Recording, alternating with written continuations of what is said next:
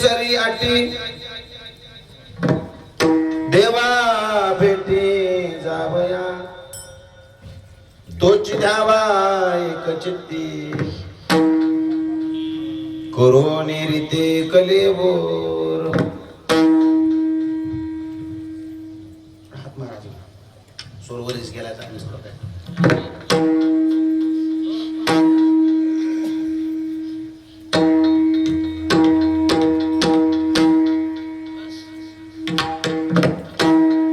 थोडा आवाज द्या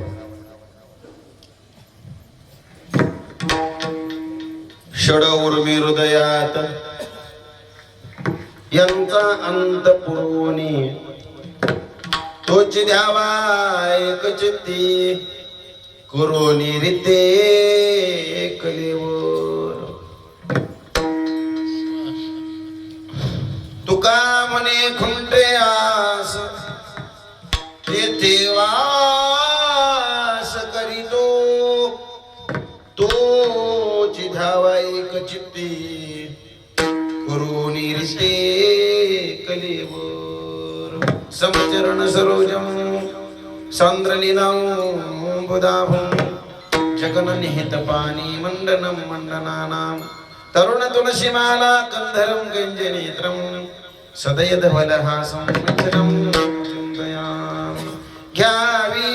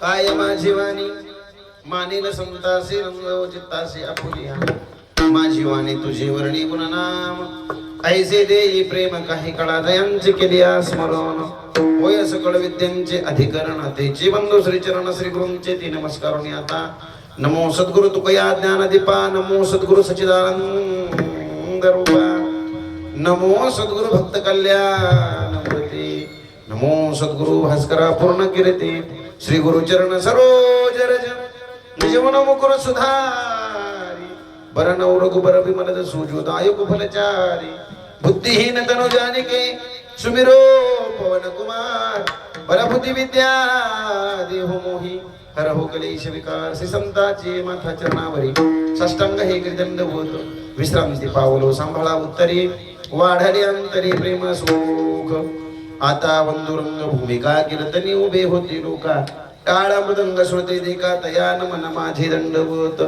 ऐसे गमन करुणी सकळा हरिकथा बोली बोबडिया बोला अज्ञानी म्हणून या फुल्या बाळा चालवी सकळा नामा म्हणे शेवे लागे शिवक झालो तुमच्या लागलो निज चरण आहो स्वामी तुपया देवा यावरीन करावा अवेर नमो ज्ञानेश्वरा नमो ज्ञानेश्वरा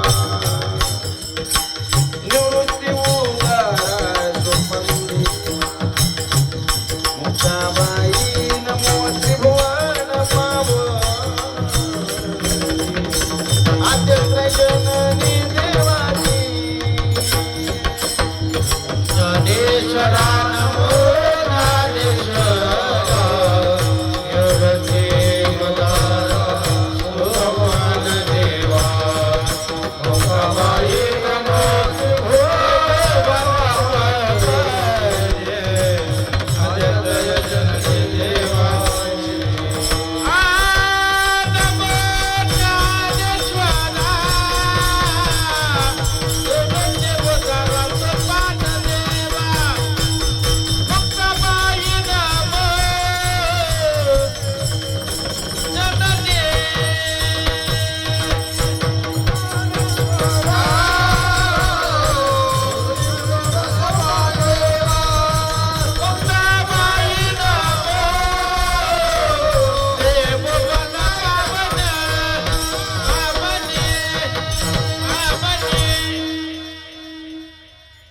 येथे नसरी दुसरी आठी देवा भेटी जावया तोची ध्यावा एक चित्ते करोनी रीते कलेवर प्रस्तुत प्राप्त प्रसंगी सेवेकरता निवडलेला अभंग विक थोडा कमी करा सेवेकरता निवडलेला अभंग यच्छ यावत जडजीवांचा उद्धार करण्याकरिता भूतलावर आलेले वितराग संपन्न संत श्रीमंत श्री जगद्गुरु तुकोबर आहे तसेच हिंदवी स्वराज्याचे संस्थापक हिंदू हृदय सम्राट क्षत्रिय कुलावतंस राजाधिराज महाराज श्रीमान योगी गोब्राह्मण प्रतिपालक छत्रपती सिंहासनाधीश्वर श्रीमंत राजे शिवाजी महाराज यांचे आध्यात्मिक तसे पारमार्थिक गुरु असणारे विश्ववंद्य विश्वभूषण महाराष्ट्र संत तुकोबर आहे यांचा उत्कृष्ट असा 4 चरणांचा आणि बहुतेकांच्या थोडासा अपरिचित असणारा अभंग आज आपण सेवेकरता निवडलेला आहे. लक्ष द्या. या अभंगाद्वारा संत श्रेष्ठ जगद्गुरु तुकोबर आहे मनुष्यशास्त्री जीवाच्या जीवनातील आत्यंतिक दुःखाची निवृत्ती आणि परमानंदाची प्राप्ती ज्या प्राप्तव्याने जीवनामध्ये साधता येते ते प्राप्तव्य अर्थात जो या विश्वाच्या उत्पत्ती स्थिती आणि लयाचा कारक आहे असा असणारा अखिल गुणनिधान भगवान परमात्मा. लक्ष द्या. बोलू नका त्या बॅनरच्या मागची बोलू नका. बसल्या पोरवरी चढलेली पोरं बोलतात बघा. खाली मंडपात येऊन बसा बाबा नो. ऐका तो परमात्मा त्याला कोणी अल्लाह म्हणत असेल कोण त्याला गॉड म्हणत असेल कोण त्याला नाना प्रकाराने संबोधत असतील पण आपल्या सनातन वैदिक संस्कृतीमध्ये त्याला आपणही वेगवेगळ्या नावाने संबोधतो. त्याला कोणी त्याच्यावरती श्रद्धा ठेवणारे कोणी श्रीरामाच्या स्वरूपाने श्रद्धा ठेवत असतील कोणी श्रीकृष्णाच्या स्वरूपाने श्रद्धा ठेवत असतील कोणी कशाही स्वरूपामध्ये श्रद्धा ठेवत असतील. हरिही तोच आहे आणि हरही तोच आहे असा असणारा सर्वेश्वर बरं का. ज्यानं या विश्वाची उत्पत्ती केली किंवा एका ठिकाणी सुंदर वर्णन केले काकड्यामध्ये आंधळ्या पांगळ्याचा एक विठोबा दाता प्रसवला विश्वतोची सर्व होईल जाणा. आलं लक्षात तुमच्या. आता मला इथपर्यंतच घ्यायचंय फक्त का तोच या विश्वाला प्रसवला आहे ज्यानं विश्वाची उत्पत्ती केली. प्रसवला विश्वतोची सर्व होय जाणता त्याला सगळं कळतं माय. लक्ष द्या. आपण कीर्तनाला बसलो हे बी कळतं बाहेर बसलो हे बी त्याला कळतं बरोबर आहे की नाही. सगळं तो असा आहे. लक्ष द्या. कीर्तनामध्ये वैद्य एक पंढरीराव अंतर्भाव तो जाणे. तो वैद्य म्हणजे काय डॉक्टर. तो असा एक डॉक्टर आहे. 100 संख्या विशेषण आहे म्हणजे दुसरा कोणीच नाही त्याच्यासारखा म्हणून 100 संख्या विशेषण वापरतो. जगाच्या पाठीवरती एका रोगाचा स्पेशालिस्ट, विशेष अशा रोगाचे स्पेशालिस्ट डॉक्टर असतात. डोळ्याचा डॉक्टर वेगळा, कानाचा डॉक्टर वेगळा, घशाचा डॉक्टर वेगळा, काही आणि हाडाचा डॉक्टर वेगळा. प्रत्येक रोगाचे डॉक्टर वेगवेगळे स्पेशलिस्ट आहेत. त्या रोगावर फक्त एक डॉक्टर काम करतो. परंतु ज्या रोगाचा डॉक्टर स्पेशालिस्ट आहे त्या रोगाचे अनेक दुसरे डॉक्टर असू शकतात. डोळ्याचा डॉक्टर एकच आहे महाराष्ट्रात का अनेक आहेत? अनेक आहेत, बरोबर आहे. म्हणजे कशाचा स्पेशलिस्ट असणारे अनेक डॉक्टर आहेत. पण जगद्गुरु तुकोबारायची भाषा लक्षात घ्या. तुकोबाराय म्हणतात हा असा एक डॉक्टर आहे का त्याला अंतर्भाव तो जाणे, त्याला अंतरंगातलं सगळं कळतं. मावशी तेवढी ती 2 लेकर गपचूप बसवा की, शांत बसवा, शांत बसवा, म्हणजे डिस्टर्ब होणे. त्या 2 पिल्यांना गपचूप बसवा. त्यांना काय कळते बारक्या लेकरांना? तुम्ही खुशाल शिळीची करड मोकळी सोडून दिली, मी सोडले.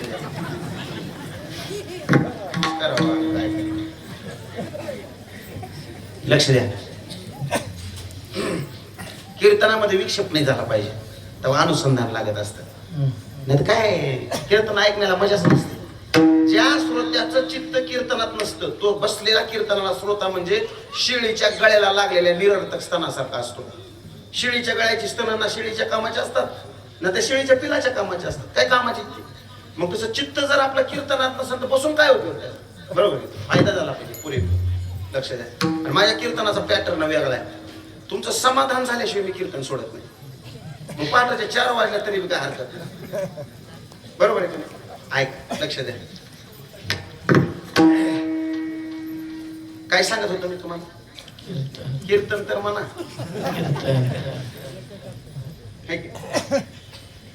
तो असा एक डॉक्टर आहे अंतर्भाव तो जाणे, त्याला सगळं अंतरंगातलं कळतं. आपल्या अंतरंगामध्ये काय चाललंय हे सगळं जाणणार आहे.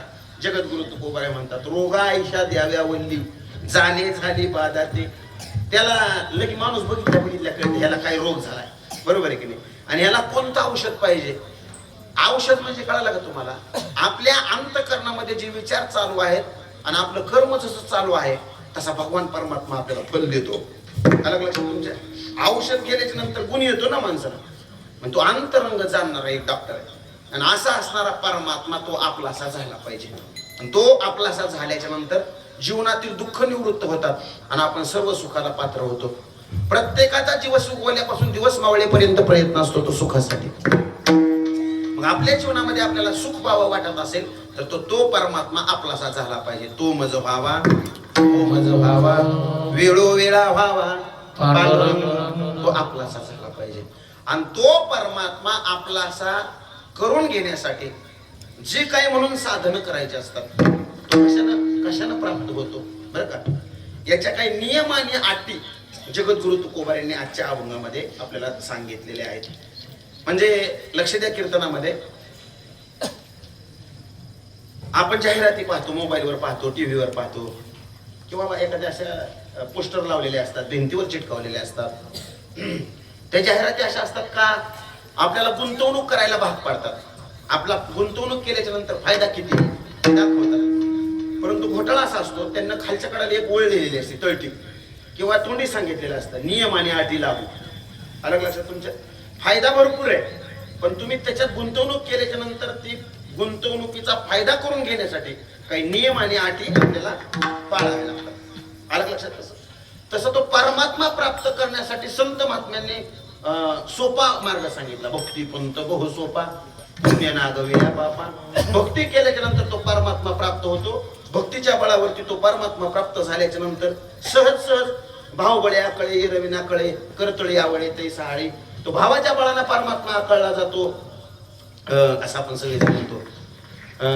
मी जरा एक थोडी विनंती करू का? हे कोपऱ्यातली तरणी पोरं केलं तुम्ही बसले सगळे. तुम्ही कीर्तनाला या केला, तुमच्या पाया पडतो मी. मला तरणी पोरं कीर्तनाला असल्यावर लय मजा येते राव कीर्तनाला. या उठा बरं. या चल आतमध्ये येऊन बसा सगळे. सगळे एक ना एक. घराला जाताना तुमच्या आईची शपथ आहे बघा तुम्हाला सगळ्या. उठा चल तिकडे. तुमच्यासाठी तर कीर्तनाला आलोय मी. इथं पुढे चला चला तुम्ही. आता ह्यांना सांगितलं तुम्ही म्हातारी का आता ते तेव्हा ते पिवळ्या शर्टावाले भाऊ आहे तिथं बसलेले बाय आहे काय राव तुम्ही चला बरं इकडे बसा चला बसा बसा बसा विठ्ठल विठ्ठल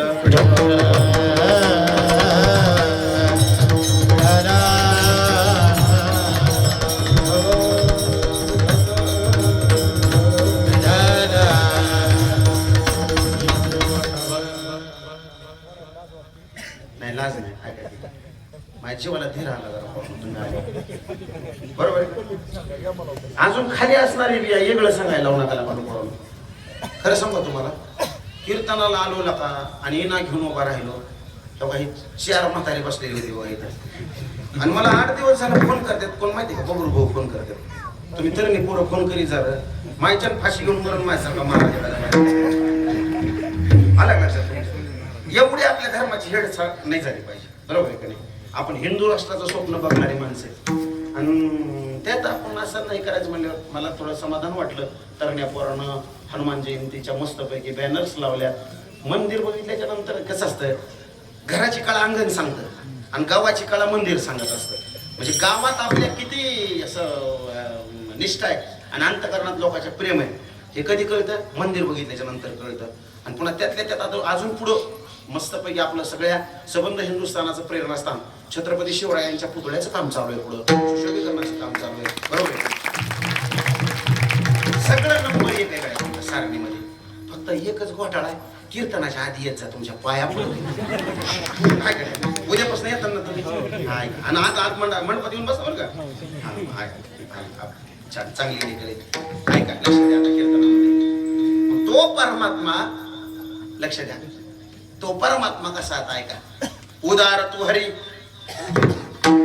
आईशी कीर्ती चराचरी अनंत हे थोरी गरजता ते पोवाडे तो परमात्मा उदार अंतकरणाचा बरं का गोरेश मग तो परमात्मा असा उदार आहे सांगतो मी तुम्हाला कसा उदार आहे तो तुझे अवदार हे जाणो स्वतंत्र देता न म्हणशी पात्रा पात्र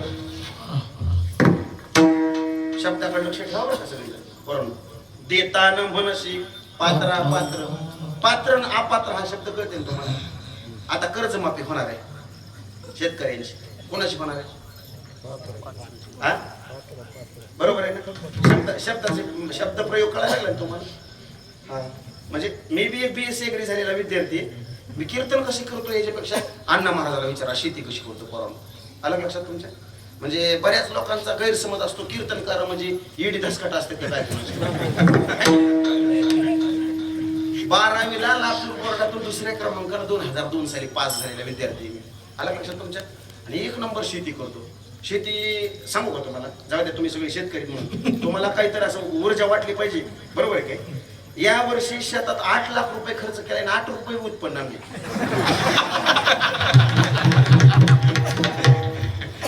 झालं का आता अलग लक्षात आता झालं एक आता नाण्याची दुसरी बाजू सांगतो तुम्हाला एखाद्या वर्षी फेल होतं पण वर्षाकाठी मला 5 एकर जमीन आहे पण 5 एकरामध्ये कमीत कमी 40 लाख रुपये सहज उत्पन्न काढतो कसं काढतो कीर्तन झाल्यावर सांगतो आता झालं की नाही तुमच्या समाधानासाठी सांगितलं चला म्हणजे पुन्हा सांगतो बरं तुम्हाला सगळं ज्यांना ज्यांना शेतकऱ्यांना काही पद्धती ट्रिक घ्यायच्यात का नाही कीर्तन झाल्यावर सांगतो आधी कीर्तन ऐकायचं चला आपला विषय चालू होता देताना म्हणशी पात्रा पात्र पात्र आणि अपात्र कळतंय ना बरोबर आहे का नाही म्हणजे पात्र असणाऱ्या शेतकऱ्यांची कर्जमाफी होणार अपात्र असणाऱ्या त्यांनी फाशी घ्यायची म्हणजे द्यायचं असलं तर मोकळ्या मनानं द्यावं तुकोबराय म्हणतात भगवान परमात्म्याने तसं दिलं देताना म्हणशी पात्रा पात्र तरी कैवल्य आयुष्य पवित्र वैर्य आहे दिले वैर्याला सुद्धा त्यानं दिलं शेतकऱ्याला द्यायला काय बिघडत आहे का पण नाही नीतिमत्ता कोणाची सुद्धा साफ आपल्याला काय घेणं देणं पडलं नाही चला मला कीर्तन सांगू द्या आणि तुम्ही काळजी करू नका बरं का तुम्हाला आत्ताच सर्वजणांना निमंत्रण देतो मी कशाचं माहिती का उद्याच्या 1 एप्रिलला कर्जमाफीच्या संबंधानं GR येणार आहे त्याचे नियम आणि अटी काय आहेत ते त्याच्यामुळेच अटी सांगायला घातल्यात तुम्हाला नियम आणि अटी काय काय आहेत त्याच्यावरती ह्याच्या अगोदर सुद्धा तुम्हाला माहिती आहे का नाही मला माहित नाही शेतकऱ्यांची कर्जमाफी व्हावी म्हणून त्या माग सप्टेंबर महिन्यामध्ये 9 दिवस आमरण उपोषण मी पण केलं बरं, लक्ष द्या आता. आणि आता सुद्धा महाराष्ट्राचे कृषी मंत्री असतील, हे सगळे आले, ते प्रकाश महाराज होते, सगळ्या जणांना सांगितलं होतं. आपण त्याच्यामध्ये मी स्वतः सर्वांना विनंती केली होती का आपण शेतकरी लोक आहेत, कुठं आपण बायकोचं सोनं घाण ठेवून कर्जमाफी रिन्यू केलेली असते, बरोबर आहे का नाही? आपले कर्ज परतावा भरलेला असतो ना, आपण उसने पसने पैसे घेतो, म्हणजे त्याने का गुन्हा केलाय का? तुम्ही शब्द तसेच ठेवा, माझी काही तक्रार नाही सरकारला, कारण बुडत्याला हात दिला पाहिजे असा RBIचा नियम आहे. आलं लक्षात तुमच्या? म्हणून कर्ज बुडवणाराच कर्ज सरकार माफ करतं असा पहिल्यापासून नियम आहे, पण भरणाराचं माफ करत नाही, कारण त्याची परिस्थिती सक्षम आहे असं समजलं जातं. मग शब्द तसाच ठेवा, सरकारला आपण विनंती करू, शब्द तसाच ठेवा. मग तुम्ही एक काम करा ना, म्हणजे 2 लाखापर्यंतची कर्जमाफी जाहीर केली, ठीक आहे, आपल्याला मान्य आहे, परंतु जे रेग्युलर कर्ज भरणारे आहेत त्यांची सुद्धा प्रोत्साहनपर योजना कुठपर्यंत आली पाहिजे? नाही नाही नाही नाही, तेवढीच 2 लाख असली पाहिजे. आलं लक्षात तुमच्या? देत नाहीत का नाही? मग कशी देत नाही तर आपण 1 मे, आलं लक्षात तुमच्या, महाराष्ट्र दिन आहे, 1 मे पासून खूप मोठं आंदोलन आम्ही भूममध्ये उभा करतोय. तुम्ही या, सांगतो मग तुम्हाला पुन्हा काय असेल त्याचा, आपला विषय नाही आता तो, पण तरी तुम्ही बसला म्हणून सांगून टाकला. मग असा असणारा परमात्मा उदार अंतःकरणाचा, आणि उदार अंतःकरणाचा परमात्मा काय करतो तर तुमच्या आमच्या कसल्याही इच्छा असू द्या तो पूर्ण करतो.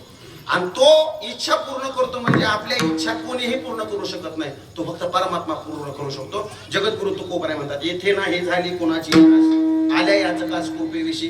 त्याच्या दारात गेल्याच्या नंतर बोल नका तिकडं टपरीतली बोल नका की राव, तुमचा आवाज माझा स्पीकर असून मला इथं आवाजही नाही गेला, तुम्ही तिकडं मोठं वाटेन बोलता हॉटेलमध्ये. हा ऐका, लक्ष द्या आता. मग तो परमात्मा उदार अंतःकरणाचा म्हणजे तो काय करतो तर तो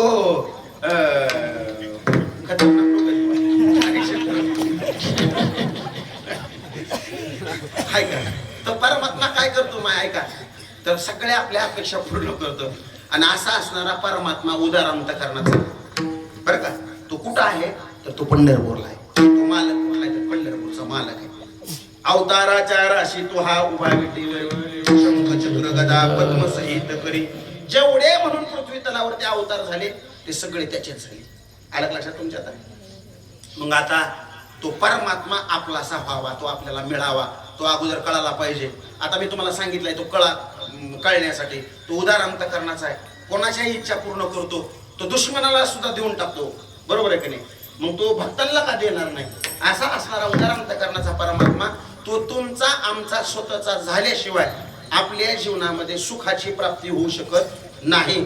त्याची कृपा आपल्यावरती झाल्याशिवाय आपलं तरुणपण बी ही पोरांना नीटनीटकं जात नाही आणि आपलं म्हातारपणही नीटनीटकं जात नाही. तो परमात्म्याची कृपा आपल्यावरती व्हावी लागते. मग ती होण्यासाठी काय करावं लागतं तर आपण काय करतो? भक्ती करतो, बरोबर आहे की नाही? मग भक्ती करतो, तो परमात्मा आपल्याला आवडतो. मग लक्ष द्या आता कीर्तनामध्ये, माय मला थोडं बोला तुम्ही, देव तुम्हाला आवडतो का? हो सरनीकर, मी काय म्हणतोय तुम्हाला, देव तुम्हाला आवडतो का? बरोबर, देव आवडतो का? आवडतो. माय तुम्हाला बायांना देव आवडतो होय तर म्हणा, बरोबर आहे. हा का कोणी मला चांगलं म्हणले त्याच्यासाठी तर यायचं म्हणले. आलं लक्षात तुमच्या? देव तुम्हाला आवडतोय. देवानं आपल्या घरला यावं असं कुणा कुणाला वाटतं? सगळ्यांनाच वाटतं, आहे का नाही? देव जर आपल्या घरला आला तर आपल्याला कोणापुढे हात पसरायची गरज लागेल का? लक्ष द्या बरं का कीर्तनामध्ये. मग देव तुम्हाला आवडतो, तुम्ही हो म्हणला. देवानं आपल्या घरला यावं का तर तुम्ही हो म्हणला. असंच तिसरं उत्तर सुद्धा मला सकारात्मक द्या. आपण देवाच्या घरला जावं असं पुन्हा कोणाला वाटतं त्यानं हात वर करावा.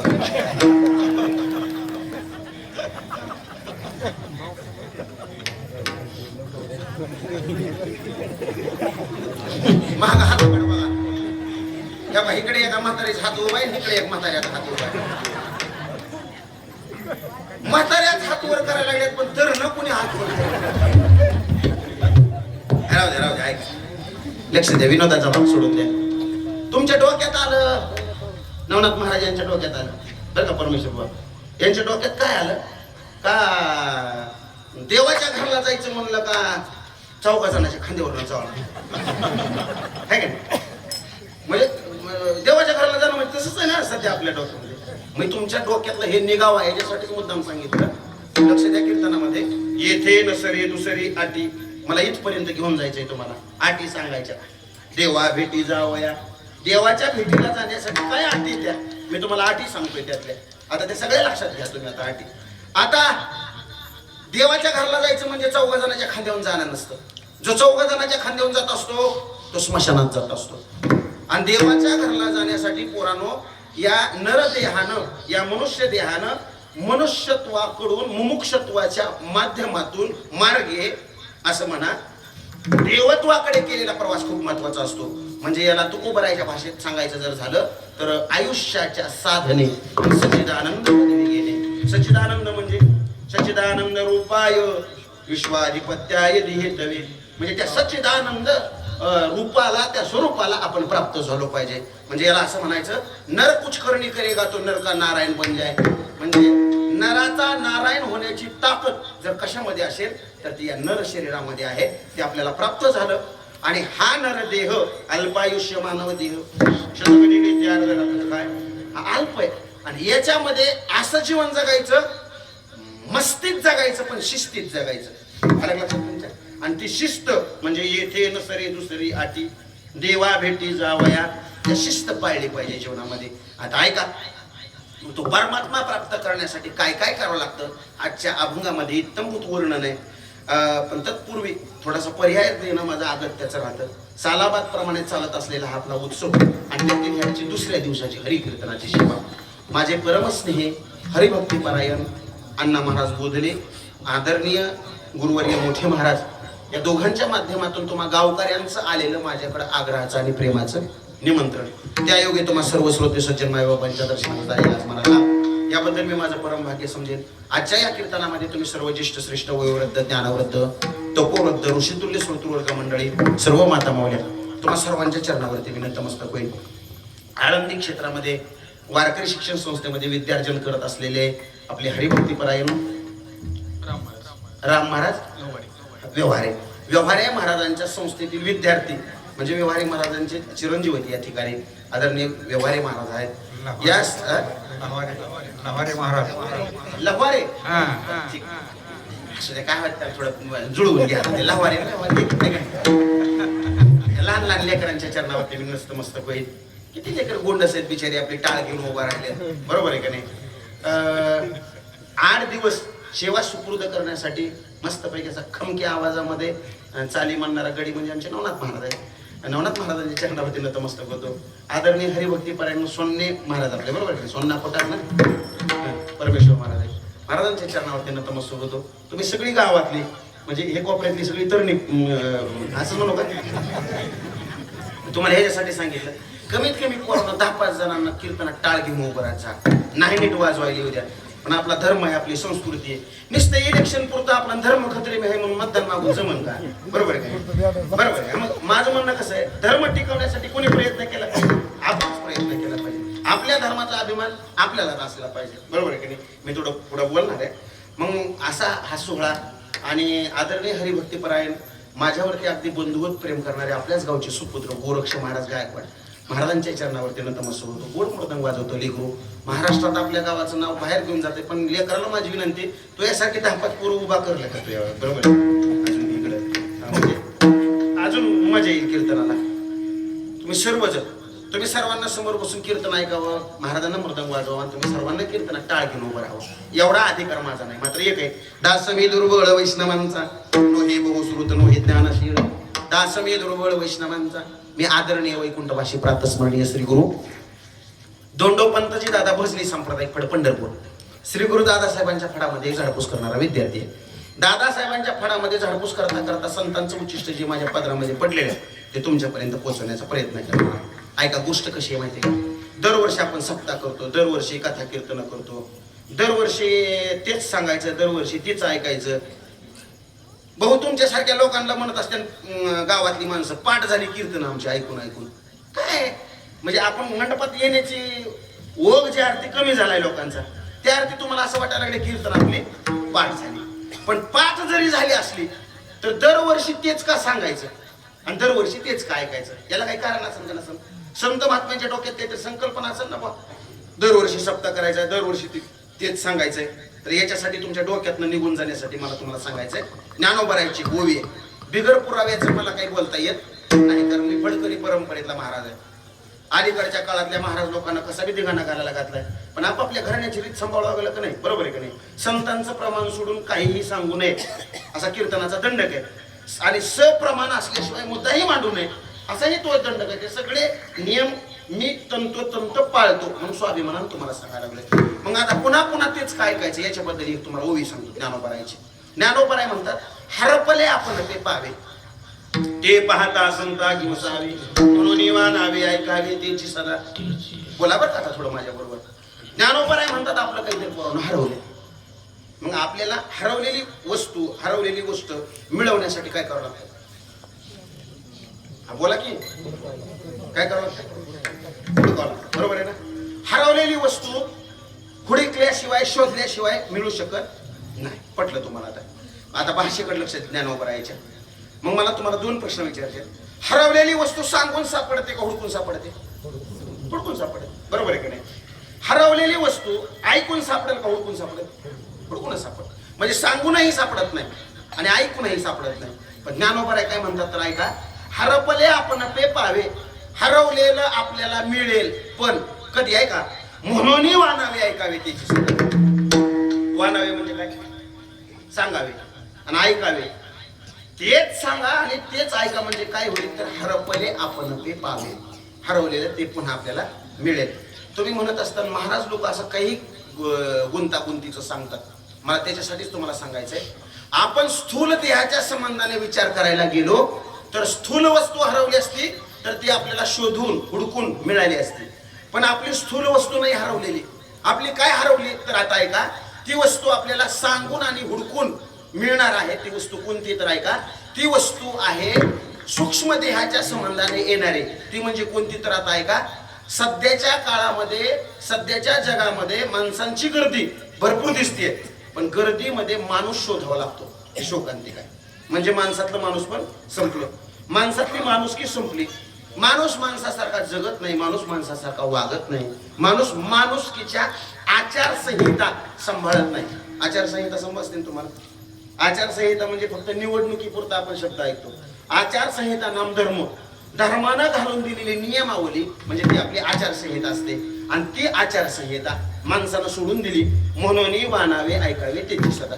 म्हणजे माणूस माणसासारखा कसा वागत नाही. नसन समजलं थोडं सोपं करून सांगतो मी तुम्हाला, लक्ष द्या. आता तुमचं बी लय असं डोकं जडजड झाले. सोपं सांगतो आता तुम्हाला. मला नागपूरला कीर्तनाला जायचं होतं बरोबर, म्हणून आमच्या तिकडे कुर्डवाडीचं रेल्वे जंक्शन स्टेशन आहे.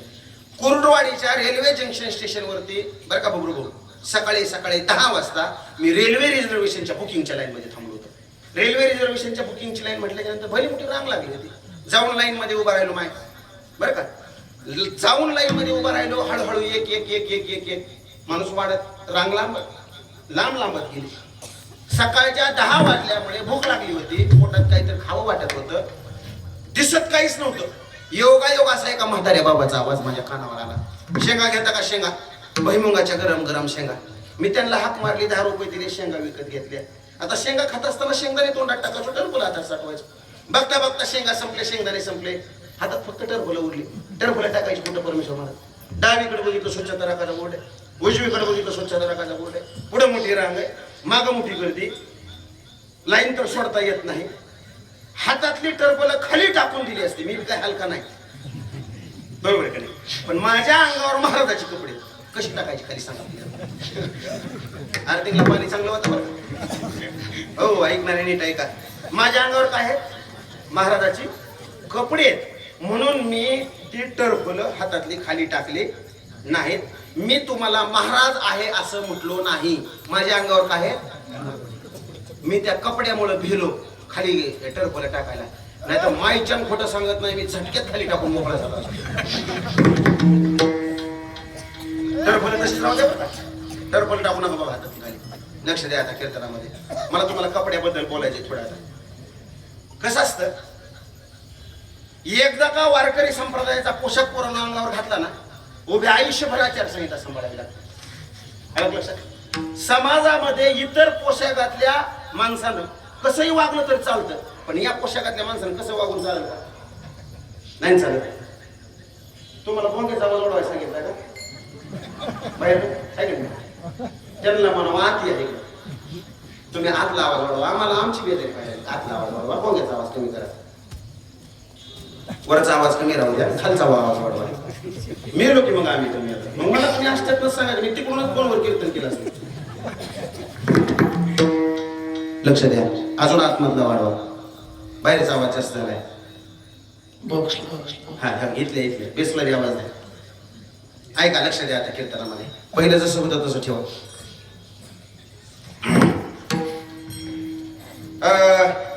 इतर पोशाखातल्या लोकांना कसं वागलं तर चालतं, पण या कपड्यातल्या माणसांना पोरांना कसं वागून चालत नाही.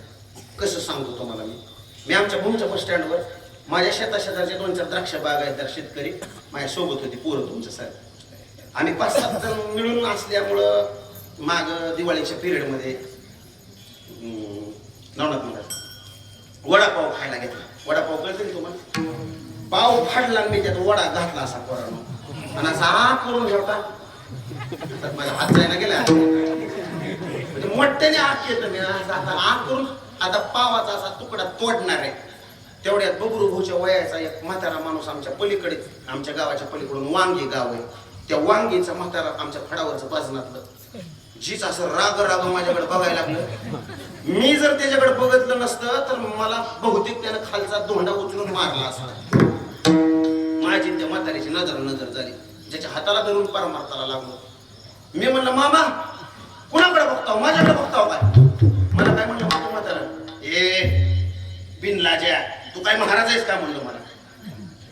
बघा बरं तुम्हाला पटतेत का, नीट लक्षात घ्या. काय म्हणलं, ए बिनलाज्या तू काय महाराज आहेस काय, असं म्हणलं माझ्या जीवाला किती लागला असं सांगा बरं. महाराज शपथ मी घाबरलो, मी चौकड हिंडून बघितलं असं माझ्या. म्हणलं काय म्हणजे कीर्तनाला येताना धोतर घालतो, पण माझ्या अंगावर असं शेतकऱ्यासाठी पॅन्ट असते. म्हणलं तर काय अर्थ नाही, काय लावले वा म्हणलं असं बघितलं.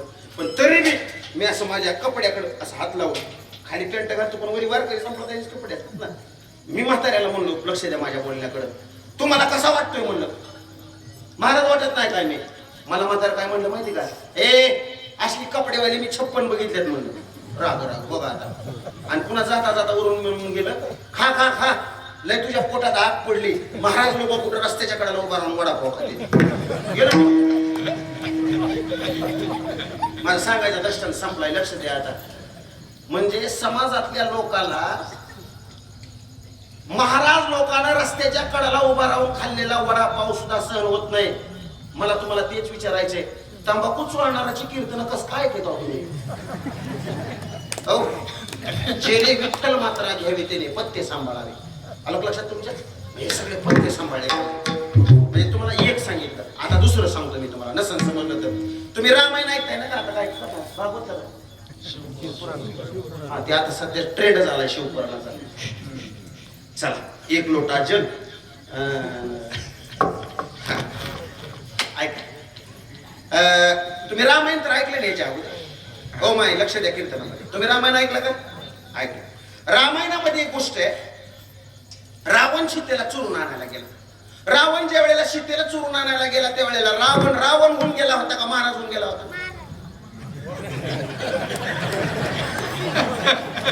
खरंय याला जाळ्या वाजवा. ध्यान द्या बघा कीर्तनामध्ये.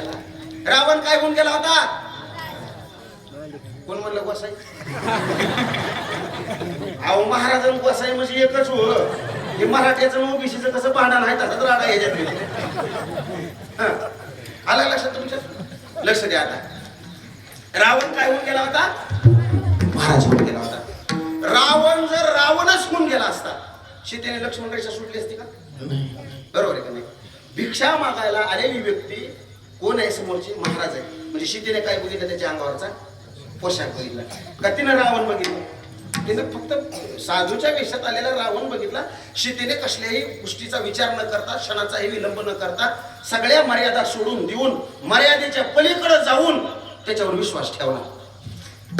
पुढं काय झालं मला सांगायची गरज नाही, तुम्हाला सगळ्यांना माहिती आहे. मला तुम्हाला हेच सांगायचंय, त्या काळापासून आजपर्यंत या कपड्यावरती समाजाचा विश्वास तितकाच आहे. फक्त तुम्हाला या कपड्यातला रावण कळाला पाहिजे. देण्यात आलं का? अलीकडच्या काळात बऱ्याच रावणांना महाराजाचे कपडे घातलेत आणि मग घोटाळा होतो. अशोक खराबचा का खरा टाकला त्याचा संप्रदायाचा काही संबंध नाही. बरोबर आहे का नाही? माणसं बी एवढी नालायक येते, जादू टोना करणाऱ्याला बी महाराज म्हणते ते. महाराज त्यांना म्हणणाऱ्याला अगोदर ह्यांना हाणायला पाहिजे. त्याची संत त्याची संत ज्यांचा हेत विठ्ठल काही नेनती ताना टोना नामस्मरणा वाचुनी ताना टोना म्हणतात त्यांना महाराज म्हणायचं नाही. आलं लक्षात तुमच्या? आता खुशाला आता करुंगळ्याचं कापून रक्त काढून देतात म्हणल्यावर जाऊ द्या. आता आपल्याला काय करायचं लक्ष द्या कीर्तनामध्ये. मला तुम्हाला काय सांगायचंय म्हणजे सीतेने विश्वास कोणावर ठेवला? कपड्यावर ठेवला. बरोबर आहे की नाही? म्हणजे या कपड्याला एवढी किंमत आहे. माझी विनंती आहे तुम्हाला, एखादा व्यक्ती चुकीचा झाला म्हणजे आपला धर्म चुकीचा नसतो. एखाद्या व्यक्तीनं चुकीचं काम केलं तो रावणच आहे ना. त्यानं रावणानं कपडे महाराजाची घातली ना, सोंग केलं. तसं तो रावण चुकीचं काम करतो आणि संबंध धर्माला भोगायची वेळ येते. मग काही लोक म्हणतात आपण किती बी इमानदारच्या कीर्तन करा, चांगल्या आचरणाचा महाराजांना लोक म्हणतात आम्हाला माहिती घे किती शान येते. सगळ्यावर बरोबर आहे का? मग असाच फिरलाय आता त्या कडू खरातामुळे. बरोबर आहे? असं मला तुम्हाला सांगायचं. माझी विनंती तुम्हाला पाया पडून सांगेन बरं का. इथे तुका म्हणे देव भक्ताचा संगम. रामनवमीला सप्ताहाची सुरुवात झाली आणि हनुमान जयंतीला संपत्ती तुमचा सप्ताह. बरोबर आहे का नाही? म्हणजे देवाचा आणि भक्ताचा संगम असणारा सोहळा. या सोहळ्यामध्ये तुम्हाला विनंती करेन, प्रेम व्यक्तीवर करू नका, आपल्या संप्रदायावरती करा, संप्रदायाच्या तत्वावरती करा, आपल्या धर्मावरती करा आणि धर्माच्या तत्वावरती करा. पटलं का आता तुम्हाला? कुठपर्यंत आलं आपलं कीर्तन? काय सांगत होतं? कोण असं कीर्तन ऐकावं लागतं. तुम्हाला म्हणलं होतं म्हणा मी टरफल खाली टाकू नका म्हणून. टाकले ती खायते ना. आता ऐका, मला टरफल हातातली खाली टाकायची होती पण अंगावर महाराजाचे कपडे असल्यामुळे मी खाली टाकले नाहीत. इथून आपला हे विषय लांबला होता. बरोबर आहे की नाही? आता ऐका, मला टरफल खाली टाकायली ना. डावीकडे बघितलं स्वच्छता राखाचा बोर्ड आहे, उजवीकडे बघितलं स्वच्छता राखाचा बोर्ड आहे, पुढे मोठी रांग आहे, मागं मोठी गर्दी. हातातले टरफल खाली टाकावा, अंगावर महाराजाचे कपडे कशी टाकावं? म्हणून मी माझ्या पाठीमागच्या लाईन मधल्या माणसाला विचारलं, म्हणलं का दादा, म्हणलं मी टरफल टाकी कुठं? ते मला काय विचारता महाराज, टाका की पुढच्याच्या खिशात. मी मला त्याला कळलं तर म्हणलं त्याला काय कळतंय, मागच्या अर्ध्या तासापासून मी केळाची सालं तुमच्या खिशात टाकून.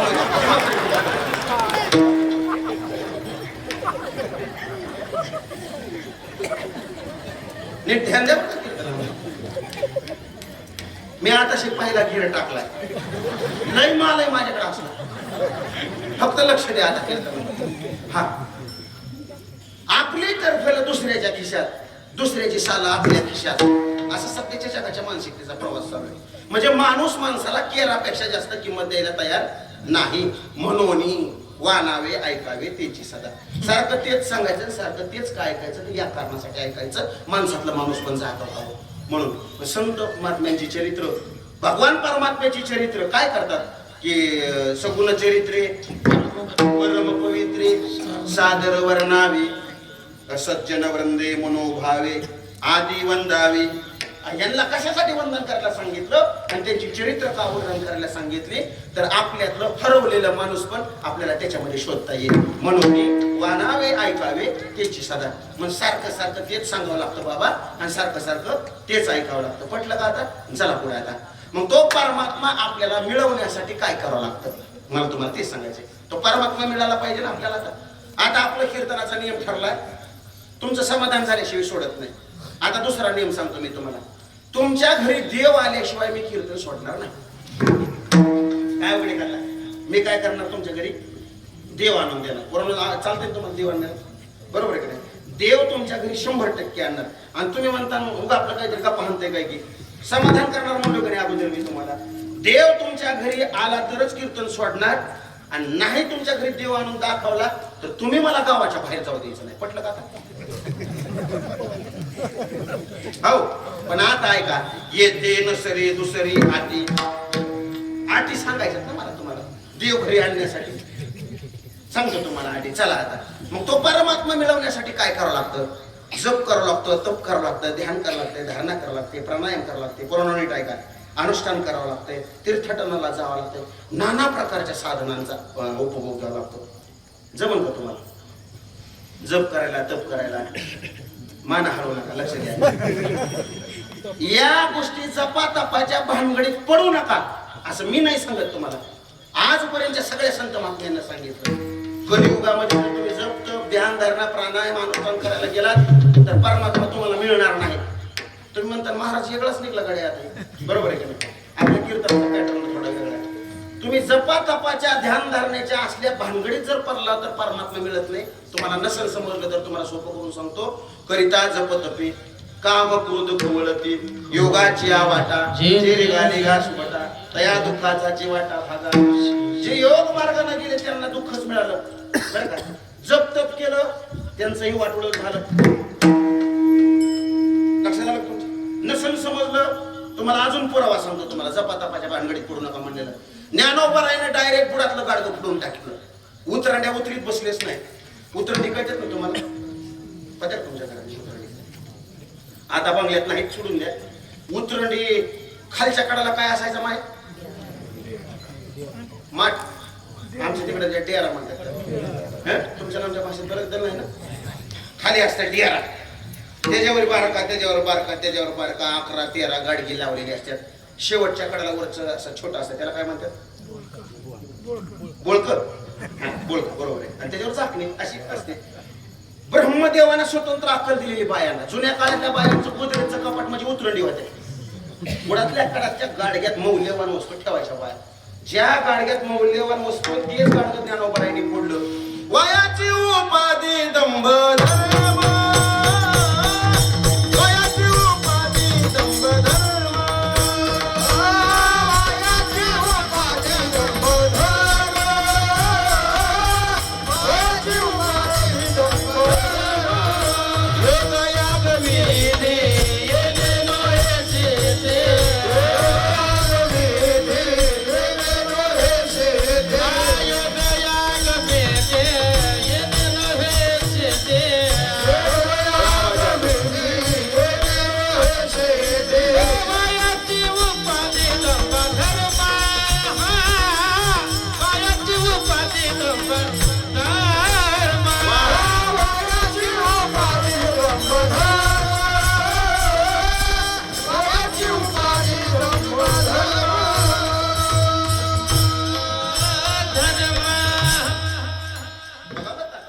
लक्ष द्या कीर्तनामध्ये. ज्ञानोबरायांनी सुद्धा तेच सांगितलं हरिपाठामध्ये. योग याग विधी येणे नोहे सिद्धी, वयाची उपाधी दंभ धर्म. या गोष्टी करण्या गेल्यावर घेण्यानं देण्याचा फुटाणा मागं लागल तुमच्या. नका करू. योग याग जप तप ध्यान धारणा असलं काहीच करायचं नाही. मग देव मिळवायला काय करायचं? परमार्थाची व्याख्या मुक्तीची व्याख्या करत असताना आपण नाही सोपी केली. कशी केली सांगतो तुम्हाला मी. कपाळाला गंध लावायचा, गळ्यात तुळशीची माळा घालायची, भजन करायचं, कीर्तन करायचं, आळंदी पंढरपूरच्या वारीला जायचं, सप्ताहामध्ये अन्नदान वर्गणी देणगी, त्याला परमार्थ. काय याच्यापेक्षा वेगळं काय? काय आहे का वेगळं? कपाळाला गंध लावायचा, गळ्यात तुळशीची माळा घालायची, भजन करायचं, कीर्तन करायचं, वाऱ्या करायच्या, देवदेव करायचं, संपलं. काय आहे ते तेवढं? लय अवघड आहे काय हे? पण नीट आहे का? समाजामध्ये लई लोक आहेत, कपाळाला गंध असतो, गळ्यात तुळशीची माळा असते, भजन करतात, कीर्तन करतात, आळंदी पंढरपूरच्या वाऱ्या करतात, पण समाजामध्ये वागत असताना राक्षसापेक्षा बेकार वागतात. काही काही लोक तुम्हाला अशी पण पाहायला भेटतील. अजून तुम्ही वरचा आवाज वाढवा, खालचा आवाज वाढवा, खालचा वाढवा. म्हणजे दुसरं काही नाही, धंद्याचा दिवस आहे तर कसा बसन माझा. काय सांगा तुम्हाला आता? कधी कसं असतंय, माणसाचं हातावरलं पोट आहे वर, काय काय माणसं म्हणतात हातावरलं पोट, तसं चाललंय वर. काय सांगू तुम्हाला? यंदा साल जरा काळजी घ्यावं लागते आवाजाची. तुम्हाला नाही का सांगितलं 8 लाख झाले तर 8 रुपये निघले, कुठेतरी काढावं लागतं पुन्हा असं काय. चला ऐका, लक्ष द्या. मग काही काही लोक अशी पण आहेत समाजामध्ये, त्यांच्या कपाळाला गंध नसतो, गळ्यात तुळशीची माळ नसते, भजन करत नाहीत, कीर्तन करत नाहीत, त्यांच्याच्यानं वारीला जाणं होत नाही, देवाच्या दर्शनाला जाणं होत नाही. नाही जाऊ द्या, पण ऐका बरं, त्या माणसाचं समाजातलं आचरण म्हणसाल, त्या माणसाचं समाजातलं वागणं जर माणसाला, तर त्या माणसाच्या आचरणाचा, त्या माणसाच्या वागण्याचा हेवा साक्षात देवाला वाटावा. या उंचीचं आचरण म्हणजे खऱ्या अर्थानं परमार्थ असतो. येथे नसरी दुसरी आठी, अरे कसं तुमच्या 8 लक्षात, म्हणजे आपण समाजासाठी किती ओतप्रोत असणारं कार्य स्वतःला झुकून देऊन करतो, परमात्मा त्याच्यावरती खुश होतो. तुम्हाला परमात्म्याच्या अजून साधनं सांगतो, भेटी कशी असतात ते, परमार्थ कशाला म्हणतात ते. ग्रामपंचायतीच्या नकलीला जेवढी जागा आहे, समाधान महाराज बरं का, ग्रामपंचायतीच्या नकलीला जेवढी जागा आहे तेवढी क्लिअर कट बांधून घ्यायची. 1 इंचभर सुद्धा पोराला बाहेर सोडून द्यायचे. ज्यांना गवर बांधा घातलं त्याला सांगतो, अजिबात बाहेर सोडायचं नाही, 1 इंचभर मी बाहेर सोडायचं नाही. आणि घर बांधायचं झाल्यावर 3-3.5 फुटाचा वटा रस्त्यावर बाहेर काढायचा. आणि वटा झाल्यावर मग पुन्हा तुमच्या घराच्या बेसमेंटच्या उंचीच्या हिशोबानं पायऱ्या पुन्हा त्याच्या पुढे रस्त्यावर काढायच्या. आणि अजून पुन्हा आणि एक शिल्लक राहिलेली गोष्ट सांगतो तुम्हाला. संडासचा पाईप असतो ना 4 इंचाचा आउटलेटचा, तो तर असाच सिमेंटवर रोडवरून असाच रस्त्यावर जाऊन जायचा. दिंडी जरी चालली तरी धोत्रावर सुटून आला पाहिजे. त्याला परमार्थ म्हणतात. आलं लक्षात तुमच्या? येते नसरे दुसरी आठी, आठी सांगायला लागलं तुम्हाला. 1 नंबर देवच घरला येतो. असली कामं करायची. आता तुम्हाला अजून थोडं सोपं करून सांगतो. आता जप तप अनुष्ठान व्यर्थ कासया करणे, तीर्थव्रत यम नियमन लगे, दैवता धरणे, आसन मुद्रा ज्ञान ध्यान न लगे, वाराणसी मरणे, केशव माधव अच्युत वदता होय पातक हरणे. ओम नमो भगवते रामकृष्ण वासुदेवाय. आपण काय करायचं? आता तुम्ही म्हणताल महाराजांना सांगायला घातलंय काय काय करायचं, तर आता ऐका. आता दुसरी आठ सांगतो मी तुम्हाला. तुका म्हण्याची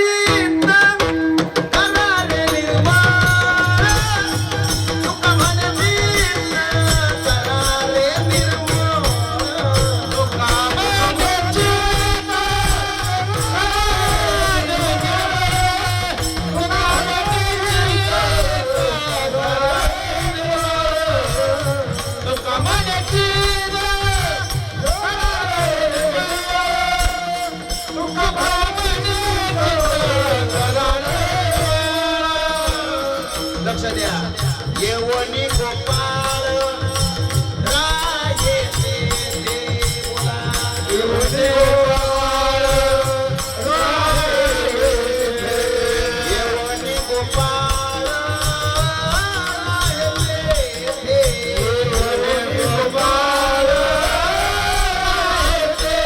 देवला, येवनी गोपाळ राजे देवला, येवनी गोपाळ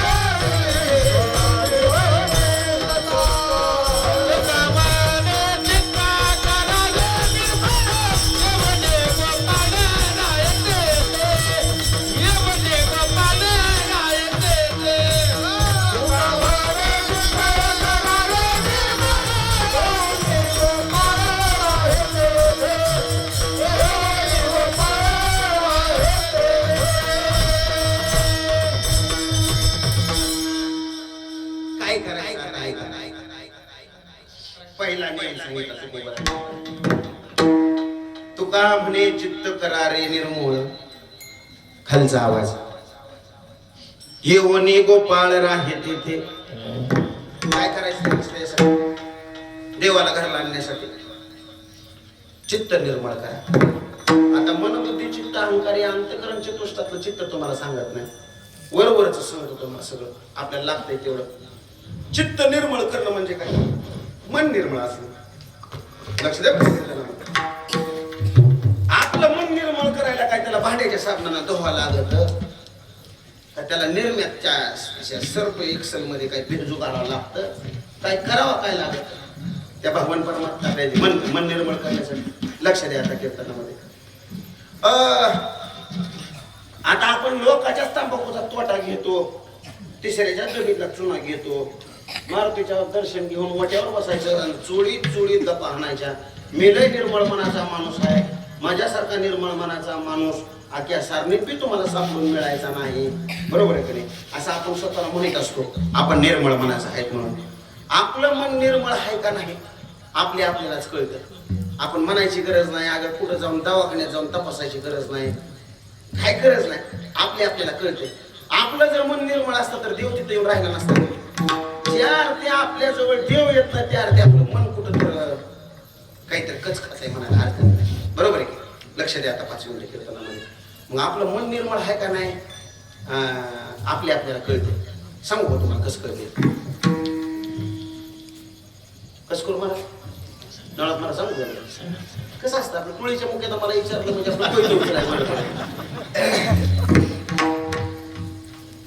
मन निर्मळ आहे का नाही आपल्याला आपलं स्वतःच कसं कळतं सांगतो मी तुम्हाला.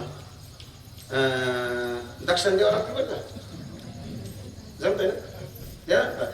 असं जवळचीच माणसं तुम्ही सांगतो तुम्हाला. बिगर केसचं काय डॉक्टर तपासतं का? आहे का नाही? आहे का? आपलं मन निर्मळ आहे का नाही कसं ओळखायचं? लय अवघड नाही.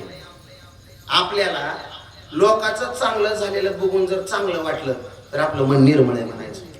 फार लक्षात. आपल्याला लोकांचं चांगलं झालेलं बघून समाधान वाटावं मनापासून. वर्ण चांगलं छान असं कोणी म्हणत, मी बी म्हणतो. बरोबर आहे का नाही? पण नंबर 1 असं मनाला समाधान वाटावं लोकांचं चांगलं झाल्यावर म्हणजे काय आपलं मन निर्मळ आहे म्हणायचं. आणि जर बाबा आपल्याला लोकांचं चांगलं झालेलं बघून जर घेण्याने देण्याचं कसं व्हायला लागलं, येड्यावणीच वाटायला लागलं, उभं वारं सुटल्यावणीच व्हायला लागलं तर आपलं मन निर्मळ नाही म्हणून समजायचं. आलं लक्षात तुमच्या? माणसं तुम्हाला व्हायच म्हणायला होतो मी तरी काय साधा आहे का? कसं आहे लक्ष द्या कीर्तनामध्ये. आपल्यापेक्षा लोकांचं वाटोळं जास्त झालं परमेश्वर तर आपल्याला समाधान वाटतं. आपल्यापेक्षा लोकांचं चांगलं जास्त झाल्यावर वर्ण म्हणतो आपण चांगलं झालं असं जमतं काय? अजिबात जमत नाही. जवळ आपली नंबर 1 ची नदीच्या कडाची 2 एकर जमीन पडीक असते तर भाऊकीतले लोक सुद्धा म्हणतात लेस पोरग गरीब आहे, ह्याच्या एवढं गरीब पोरग आमच्या भाऊकीत बी नाही. आणि तुम्ही नंबर 1 वहीत करून चांगली नंबर 1 शेती करायला गाला, तुम्ही कोणाच्या आद्यात मध्यात बी नसा तरी सुद्धा लोक म्हणतात भलतोच फुगीर आहे. खरे का खोटे? बरोबर आहे. जवळ तुमची लेकरं शाळेत काहीच का अभ्यास करीत नाही तेव्हा कोणाचीच काहीच तक्रार नसते. पण जेव्हा मी तुमची लेकरं 10वीला 12वीला चांगली मार्क पाडत्यान, चौकात बोर्ड लावत्यान लोक गावातली 4 जरा समजदार असणारे, तेव्हा घेण्यानं देण्याचं लेकरं असणाऱ्यांचं सोडून द्या. जिला लेकरं नाहीत ती सुद्धा नाक डोळं वाकडं करून दारात निघून येते. खरे का खोटे? होय म्हणायला लावतो मी तुम्हाला. आपल्यापेक्षा लोकांचं वाटोळं झालं जास्त तरच समाधान वाटत. मी लोकांचं कशात सांगू का? मी माझं सांगतो तुम्हाला. माग मध्ये पाऊस पडला सप्टेंबर महिन्यात साहेब, शेवटचा पाऊस पडला. सप्टेंबर महिन्यात पाऊस पडला आणि काय सांगू तुम्हाला मी 3 एकर नंबर 1 बेड काढून ड्रीप हातरून रानात ठेवलं होतं. 12,000 रुपये एकरानं बायाला कांदा लावायला गुतत दिलं होतं. लावायला यायच्यात पाऊस आला मोठा. आणि काय सांगू तुम्हाला 10-11 किलो कांद्याचं नंबर 1चं बी तुम्हाला फोटो दाखवून मोबाईल मध्ये नजर काढावा त्याची अशी मिरच्या उतरून असलं नंबर 1 आलेलं रोप लावायला आले. आता काय सांग नाही तरी आता काय लय अवघड आहे त्याचं बरं का. लावायला आलेलं रोप त्या पावसात सपाटच्या तुरळा झाला त्याचा. 1 फूट कोणी शिल्लक राहील नाही राहणार. गेलो त्या रोपापाशी बसलो. काय सांगू तुम्हाला आता मी एवढा मोठा माणूस क्विंटल भराचा ढसा रडलो त्या रोपाकडे. लय वाईट वाटलं माझ्या जीवाला. आणि आहे का नाही महाराज नुकसान झाल्यावर स्वतःच कोणाला वाईट वाटत नाही. तुम्हाला वाटतं नाही महाराज असतो म्हणजे मला वाईट वाटत नाही. रोपाच्या कडाला बसलो रडलो. आमच्या बायकोला मी फोन लावला तिथं रोपाच्या कडाला बसलो. बाया बी लय गमतीच्या बघा आता बाईचं बोललं तरी आमचं रोपाच्या कडाला बसलो नाही म्हणलं बायकोला म्हणलं काय सांगू अगं म्हणलं तुला एकतर द्राक्षाची बाग फेल आहे म्हणलं आपली यावर्षी म्हणजे पावसामुळे लई नुकसान झालं त्याचं बाग बी फेल गेली राहिलं साईला स्वप्न होतं आपलं आता एक कांदा लावून कसं तरी आपल्याला पैसे भेटेल असं वाटलं होतं पण हे बी मातीत गेलं नाहीतरी आता लोकांचं रोप विकत आणून लावलं ते बी मातीतच गेलं त्याचा जाळ झाला 7 रुपये किलोने चिकले सांगत मी मला लय वाटणं झालं वा म्हणलं रोप सप्पई झालं मग माझा आवाज तिला ओळखीला म्हणजे नाराज नवरा झाला म्हणून मला म्हणे नाराज होऊ नका तसं रडू नका जीवाला खाऊ नका घरलाची या म्हणजे मी काय फाशी घालते बायाचं बोलणं नाराज होऊ नका घरलाची या म्हणजे कशी बाधा झाली याचं बोलायचं मायचं लग्न झाले त्यांची झाले ती नाही झाले मायचर करू नका रे बाबा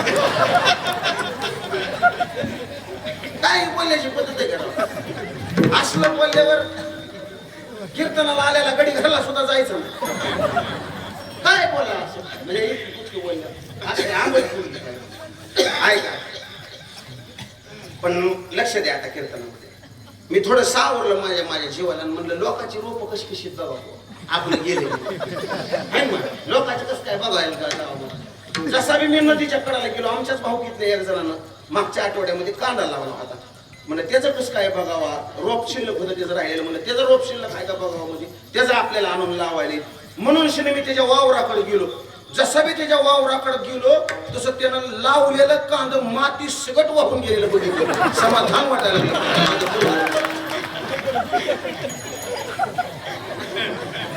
समाधान माझ्या जीवाला हलकच वाटायला लागलं कुठच्या जाऊ द्या म्हणलं म्हणू द्या कुठं आपलं रूपच गेले म्हणलं ह्याच्या तर वावर बी गेले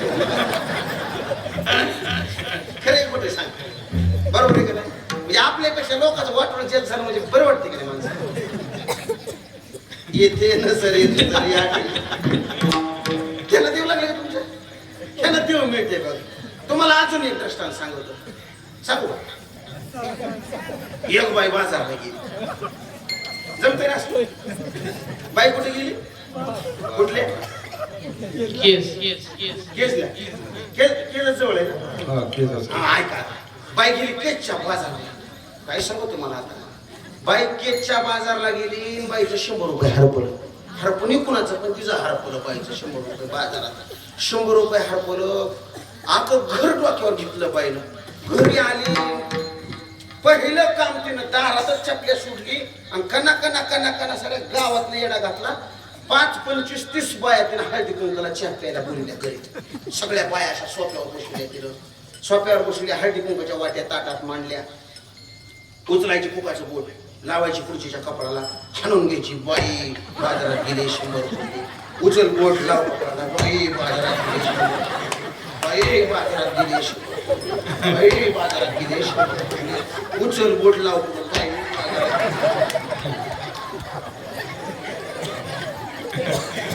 मारू मारू बरं ह्या बाईपासून त्या बाईपासून जायस तू गपचिप तरी जाते म्हणतात तिथून तिथपर्यंत असं कुकाचं बोट घेऊन जातो त्या मधल्या टप्प्यात अजून ताट खाली ठेवायचे कसे पैसे जमा केले मलाच माहिती कसे जमा केले ऐका तिने कसे पैसे जमा केले तिनं सांगायला घातलं महाग 8 महिन्याखाली पप्प्याचे कपडे धुत होते पप्प्याच्या खिशात मला पॅन्टीच्या खिशात खिशा उलटे करताना 30 रुपये सापडले होते आणि त्याच आठवड्यात ह्यांच्या बी कळतील तुम्हाला हा जबाबदाराच्या नव बाई म्हणले त्याच आठवड्यात ह्यांच्या बी खिशात 40 रुपये सापडले होते मला वाटायला की ह्यांच्या खिशाने आता सारखंच पैसे सापडतात काय की म्हणून शिनं कपडे धुवायला घातले की आवर्जून ध्यान करून खिशे उलटे करू कपडे धुवायचे रुपया मिळाला करूनचा राग आला म्हणून शिनं मी मागच्या आठवड्यात मग ह्यांच्याच खिशातले काढून 30 रुपये घेतले होते आणि असे कष्टानं बघा एवढ्या कष्टानं जमवलेले बाई बाजारात गेले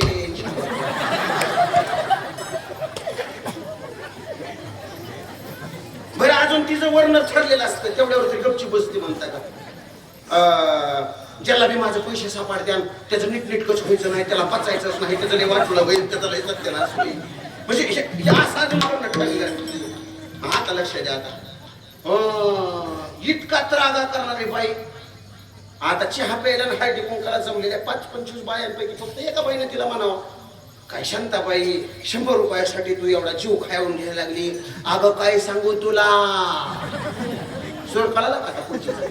तिनं म्हणली, अगं काय सांगू तुला, मी बी बाई किराणा आणायला गेले आणि किराणा आणताना काय सांगू तुला, माझ्या तर पर्स मधनं 500 पडले 500. जेव्हा मी हिला कळतं हिचं 500 पडल्यात तेव्हा मनातल्या मनात समाधान वाटायला लागतं.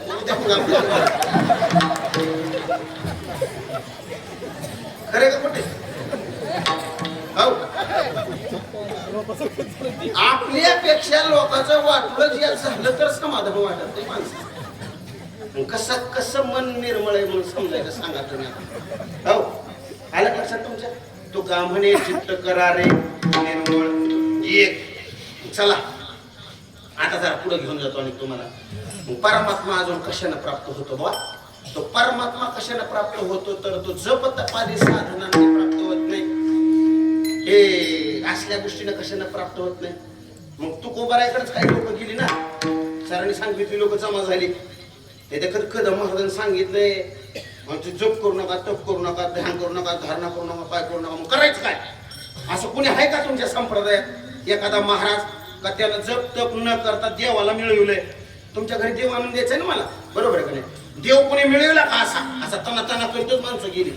मग तू कोबाराय म्हणले हाय हाय आमच्या संप्रदायात असा एक बादर आहे, विरळायचा कोणी तू का त्याशी लोटांगणे. तू कोबाराय म्हणतात त्याच्या चरणावरती माझे साष्टांग दंडवत आहे. म्हणजे या मार्गाने कुणीतरी आहे गेले. तू कोबाराय म्हणतात पुढे गेले त्याचा शोधित मार्ग, पुढे गेले त्याचा शोधित मार्ग, चला जाऊ माग घेता, चला जाऊ माग घेता. पुढे गेले त्याचा शोधित मार्ग, पुढे गेले त्याचा शोधित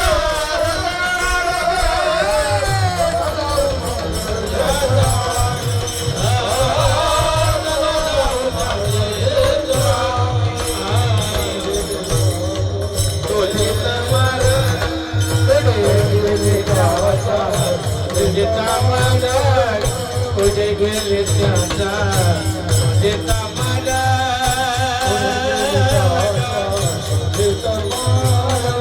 पुढे गेले त्याचा शोधिता मला गे, पुढे गेले त्याचा शोधिता मला गे. चला जाऊ माग चला जाऊ माग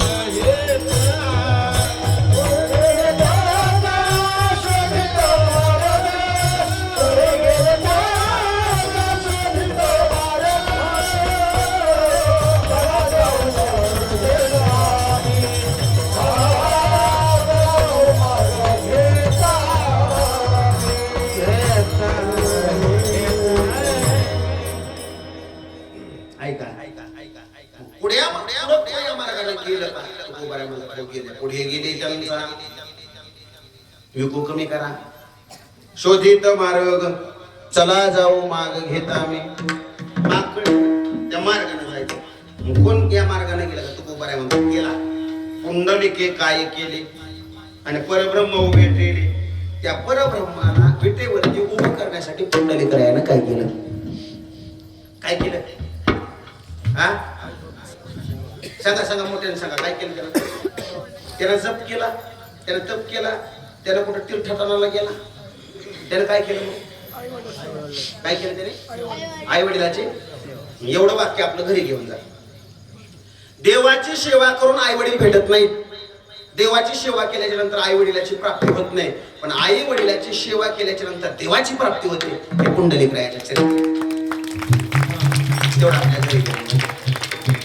आता देव तुमच्या घरी आणायचा आहे. 2 मिनिटामध्ये संपत आहे माझं. 5-7 मिनिटात बांधाबांधी करून उचलायसारखं करतो. ऐकाय पण घोटाळा असा झाला. तुम्हाला आता आई बापाच्या सेवेचा अगोदर फल सांगावं लागेल ना. बिगर फळाचं कसं काम करणार तुम्ही? त्याचा फायदा सांगितल्याशिवाय तुम्ही ते करायला तयार होणार नाही. आई वडिलाच्या सेवेचं फल काय तुम्हाला सांगतो.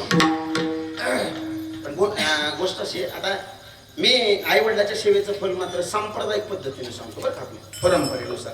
नाहीतर आईन बाप सांगायचं म्हणल्यावर सगळ्या कीर्तनकाराचा क्रायटेरिया ठरलाय.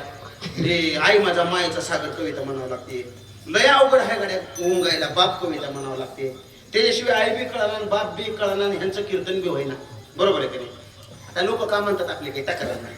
ज्ञानोबरायांच्या तुकोबरायांच्या सप्रमाण मी तुम्हाला आता आई बापाच्या सेवेचं फल सांगतो.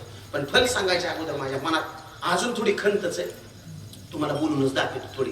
कसं आहे, आई बापाच्या सेवेचं फल कोणाला सांगायला पाहिजे? ज्याला आई बाप आहेत त्यांना सांगा. बरोबर आहे की नाही? ज्यांना आई बाप आहेत त्यांना आई बापाच्या सेवेचं फल सांगायला पाहिजे. ज्याला आई बाप नाहीत त्याला सांगून काय फायदा? बरोबर आहे की नाही? मग घोटाळा असा झालाय, ज्यांना आई बाप आहेत ती कीर्तनाला आलेली नाही. नीट आहे का कीर्तन? आणि जे कीर्तनाला येऊन बसल्यात त्यातले 80% लोकांना आई बापच नाही. कसं करावं, हलून घ्यावं का तुमच्या पुढे? मी ह्याच्यासाठी म्हणलं होतं पोरांना बोला कीर्तनाला या बाबा. बरोबर आहे की नाही? बिचारी आपली तासभर का होईना पण बसली, उद्या 1.5 तास बसते नाही. अशी हळूहळू सवय लागेल ना त्यांना. जे सायाशी स्तन्य शिवी ते पक्वान किवी जीवी. बरोबर आहे की नाही? हळूहळू सवय लागत असते. याला लक्ष द्या आता कीर्तनामध्ये. पण हे सगळं काम आपलंय या पोरांना इथं कीर्तनाला बसवण्याचं. म्हणजे माझी विनंती कशासाठी तुम्हाला, तुमच्या गावामध्ये मुसलमानाची लोक आहेत फक्त एकच घर आहे? बरं जाऊ दे, मुसलमानाची लोक तर माहित असते की तुम्हाला. म्हणजे इकडे पुढे इसुप गाव वगैरे काही गुण आहे, इकडे तिकडे बरेच केजला मुसलमान असते तुम्ही बघितल्या मुसलमान. त्या मुसलमानाच्या लोकांचा एक आदर्श घेत जा. त्यांची 2-2, 3-3, 5-5 वर्षाची लहान लहान लेकरं असतात. ते त्यांच्या डोक्यावरती जाळीची टोपी पांघरूण घालतात, अंगावरती शेरवाडी ड्रेस घालतात, कोराच्या करंगडीला पकडतात, हाताला धरतात, घेऊन जातात, म्हणतात चल बेटा ये हमारी मस्जिद है, ये हमारा कुरान है, ये हमारा दरगाह है, ये हमारा अल्लाह है. त्यावेळेस त्या लेकराच्या अंतःकरणामध्ये धर्मसंस्काराचे बीजारोपण तिथं होतात. तुम्ही आपण कधी दाखवलं आपल्या लेकराला? चल बाळा ज्ञानोबा आहे, तुकोबा आहे, पांडुरंग परमात्मा, छत्रपती शिवाजी महाराज, महाराणा प्रताप सिंह, महात्मा बसवेश्वर, शहीद भगतसिंग, राजगुरु सुखदेव, देवदेवता, संत पुरुष, राष्ट्रपुरुष लेकरांच्या अंतःकरणाला कळून द्या. आणि न कळून दिल्यामुळे जन्मदात्या आई बापांसाठी वृद्धाश्रमाची निर्मिती झाली आणि ती इकडं तिकडं न होता पंढरपूरला झाली. आणि पंढरपूरच्या वृद्धाश्रमाला लेकरांना नाव दिले भक्त पुंडलिक वृद्धाश्रम. देणाराचा उद्देश मला माहित नाही, पण ऐकणारे तुम्ही नीट ऐका. वैकुंठीचा देवानीला भूतळा आणि धन्य तो आगळा पुंडलिक. त्या पांडुरंग परमात्म्याला वैकुंठाहून गोकुळ आपल्या पंढरपूरला आणण्याची किमया जर कोणी केली असेल तर ते पुंडलिक रायाने केली. तुका म्हणे आपले हे पुंडलिकासाठी अजूनही तिष्ठ, तुका म्हणे मात धन्य त्याची. आलं लक्षात तुमच्या? पुंडलिकाच्या भावार्था गोकुळी कोणी झाला येता तो परमात्मा पुंडलिकाच्या भावार्थासाठी आला. भाव कोणावर होता पुंडलिक रायाचा? देवावर होता. काय वाटलं होता? कीर्तन कळायला लागेल का तुम्हाला? येथे न सरे दुसरी आटी. मला इथपर्यंतच तुम्हाला घेऊन जायचंय. त्या पुंडलिक रायानं आई बापाची सेवा करून पांडुरंग परमात्म्याला विटेवरती उभा केलं आणि तिथं वृद्धाश्रम निघाले. पंढरपूरला गेल्यावर पांडुरंगाचं दर्शन उशिरा घ्या, पण अगोदर एक काम करा, त्या वृद्धाश्रमाला भेट द्या पंढरपुरातल्या. तिथं खिप्तत पडलेली 80, 90, 95 वर्षाची जोडपी दिसतील. तुम्ही त्यांना जाऊन अगोदर विचारा तुमची पोरं काय करतात. तुम्हाला ते सांगतील माझा पोरगा डॉक्टर आहे, वकील आहे, इंजिनियर आहे, प्राध्यापक आहे, कलेक्टर आहे. पण वृद्धाश्रमामध्ये खिप्तत पडलेले एकही जोडपं तुम्हाला असं उत्तर नाही देणार माझा पोरगा अंगठी बहादूर आडमुठा शेतकरी म्हणून. आणि त्या बहादूर आडमुठ्या अशिक्षित लेकरांना जे माय बापाचे हाल केले नाही ते हाल जर शिकलेली सवरलेली पोरं करत असतील, काय घातले आपण त्यांच्यावरती संस्कार, काय शिकवलं त्या लेकरांना, कशी घडवली लेकरं, हे लोकांना सांगून चालणार नाही. ते दोषाचं बोट आपल्याकडे फिरवून घ्यावं लागेल. कारण आपण आई आणि बाप या पात्रतेला योग्य असणारे संस्कार त्यांच्यावरती योग्य वेळी घातले नाही. हा दोष कोणाचा असेल तर तो आपला असेल. म्हणून माझी विनंती आहे तुम्हाला, प्रत्येकाला वाटतं माझ्या पोरांना डॉक्टर व्हावं, वकील व्हावं, इंजिनियर व्हावं, प्राध्यापक व्हावं, कलेक्टर व्हावं. त्याला काय करायचंय ते करा, पण अगोदर चांगला माणूस बनवण्याची जबाबदारी तुमची आहे. म्हणून माझी विनंती असेल तुम्हाला, आपल्या पोरांना काय व्हावं हे आपल्या हातात नसतं, पण आपण आपल्या लेकराचा आई आणि बाप कसं व्हावं हे मात्र आपल्या हातात असतं. म्हणून आपण आपल्या लेकराच्या अगोदर आई बाप चांगले व्हा आणि मग भगवान परमात्म्याची प्राप्ती तुम्हाला झाल्याशिवाय राहणार नाही. बरीच लोक म्हणतात छत्रपती शिवरायांना स्वराज्य निर्माण केलं. हे स्वराज्य छत्रपती शिवरायांच्या तलवारीच्या धारेवर आणि त्यांच्या बुद्धीच्या चातुर्यावर उभं राहिलं, पण हे साप चुकीचं आहे. हे स्वराज्य ना छत्रपती शिवरायांच्या तलवारीच्या धारेवर उभं राहिलं, ना छत्रपती शिवरायांच्या बुद्धीच्या चातुर्यावरती उभं राहिलं. हे स्वराज्य जर कोणामुळे उभं राहिलं असेल तर ते माँसाहेब जिजाऊंच्या संस्कारामुळे उभं राहिलं. तुम्ही सगळ्यांनी जिजाऊंच्या लेखी आहात, आपल्या लेकरांवरती चांगले संस्कार घाला. हे तर कीर्तनाला आलोय, खुशाल तुम्ही कीर्तनाला बसला, कुठे लेकरं नाहीत, बाळ नाहीत, काहीच नाही कीर्तनाला आलेले. माझी तुम्हाला तळमळ कळलं नाही. इथं छत्रपती शिवरायांचा पुतळा आहे, इथं मनोज दादा जरांगेचे फोटो लागलेत. आपण मराठा साम्राज्यातले लोक आहोत. मराठा म्हणजे नुसत्या जातीचा मराठा नसतो. 18 पगड जातीतला 12 बलुतेदार या महाराष्ट्रातला प्रत्येक मराठा म्हणून संबोधला जातो. मराठा हाच धर्म या महाराष्ट्राचा. माझी विनंती आहे तुम्हाला, छत्रपती शिवरायांची जयंती झाली, शिवरायाच्या जयंतीमध्ये पोरं नाचली असतील, बागायली असतील. शिवरायांसारखं दिसण्यासाठी पोरांना राजबिंड असावं वाटतं. कपाळाला चंद्राच्या कोरी लावतात, लावल्याच पाहिजेत. आपली काही तक्रार नाही. नुसती कपाळाला चंद्राची कोर लावली, शिवाजी महाराजांचा फोटो छातीवर लावला, शिवाजी महाराजांचा फोटो पाठीवर लावला, वारकाचे वस्त्रे मुंडेपर्यंत दाढ्या कोरल्या म्हणजे शिवाजी महाराज नाही होत. त्यांना माझा निरोप सांगा सगळ्या पोरांना. अरे बाबा हो, जो तरुण जगद्गुरु तुकोबरायचं कीर्तन मांडी न मोडता 2 तास ऐकत होता, त्याचं नाव आहे छत्रपती शिवाजी महाराज. माझी विनंती आहे तुम्हाला, तरणा भाग्यवंत नटे हरिकीर्तनात, हरिकीर्तनामध्ये तरुणी पोर असली पाहिजेत. पण सगळ्या तरुणांना माझी विनंती आहे, जेव म्हणून शिवरायांचा मावळा आहे ना, त्यांना अगोदर कीर्तन ऐकायला शिका आणि त्यांना सांगा तुम्ही सगळ्या पोरांना. आता माझी विनंती आहे तुम्हाला, जरी तुम्हाला आईबाप नसले ऐकणाऱ्या लोकांना, तर तुम्ही मात्र आईबाप आहात, हे मात्र 100% खरं आहे. म्हणून उद्यापासून, आज दुसरा दिवस आहे, उद्यापासून कीर्तनाला येत असताना तुमचा नातू असेल, तुमची नात असेल, आपला मुलगा असेल, सुना असतील, सगळ्यांना कीर्तनातला आनंद राहू. तुम्ही काय तुमचं ठरलंय काय पेरायचं नाही, कळू लागले का? तुमच्या पाया पडून सांगतो मी तुम्हाला, कधी धर्म टिकणार आपला, याच्याशिवाय टिकू शकत नाही. तुम्हाला राम राज्याची संज्ञा तुम्हाला साकार करून दाखवायची. मला अजून थोडं सांगायचं. कसं असतं माहिती का, आपल्या भारत देशाचे माजी राष्ट्रपती डॉक्टर APJ अब्दुल कलाम, त्यांना एक पुस्तक लिहिलंय. त्या पुस्तकाचं नाव आहे अग्निपंख. त्या अग्निपंख मध्ये त्यांनी किस्सा लिहिलाय.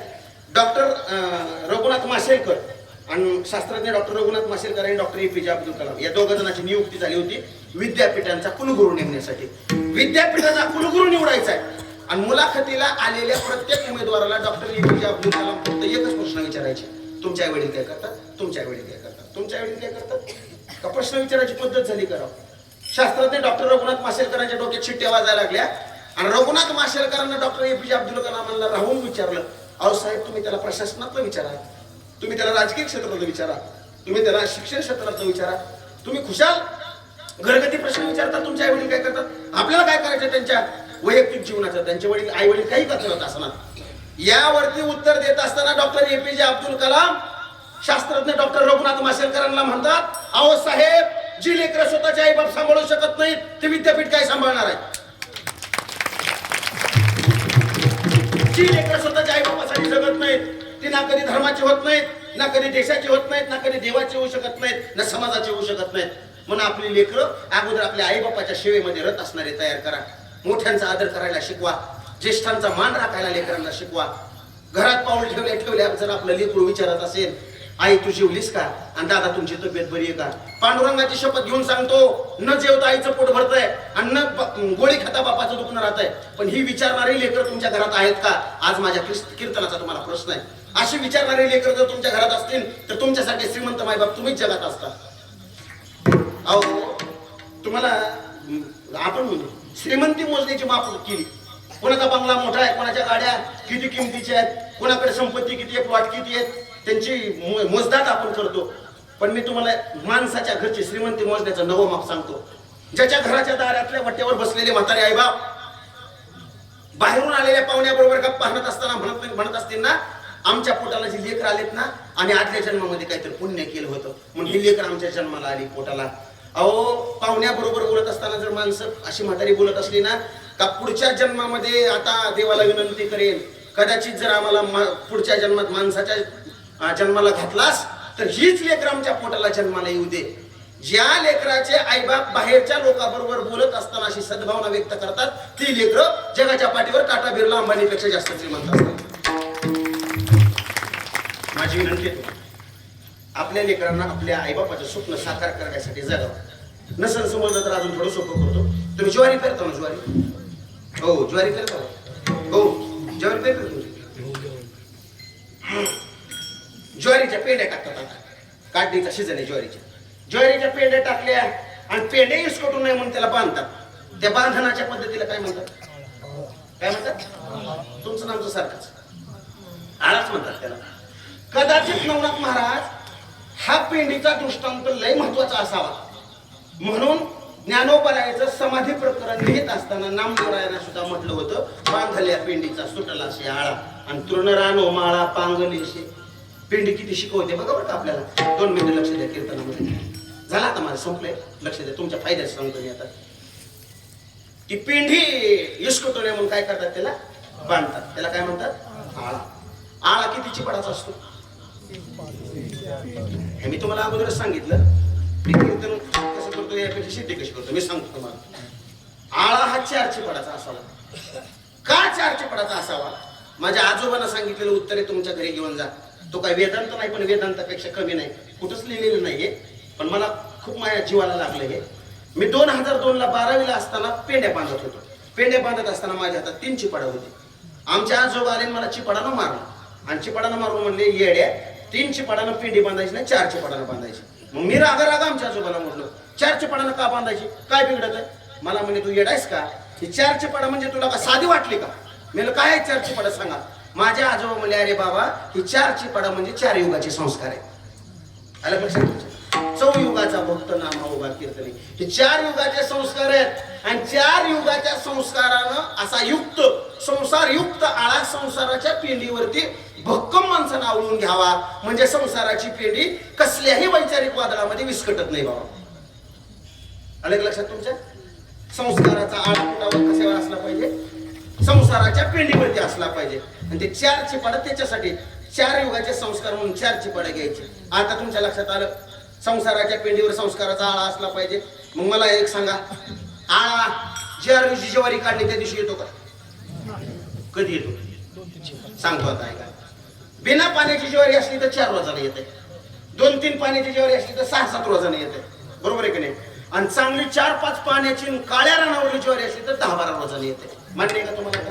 आणि महिन्यानं घ्यायला गेल्यावर काय होतं, मोडत आहे, म्हणजे आळ्याच्या बाहेर जाते. आळा बसतो का त्याला?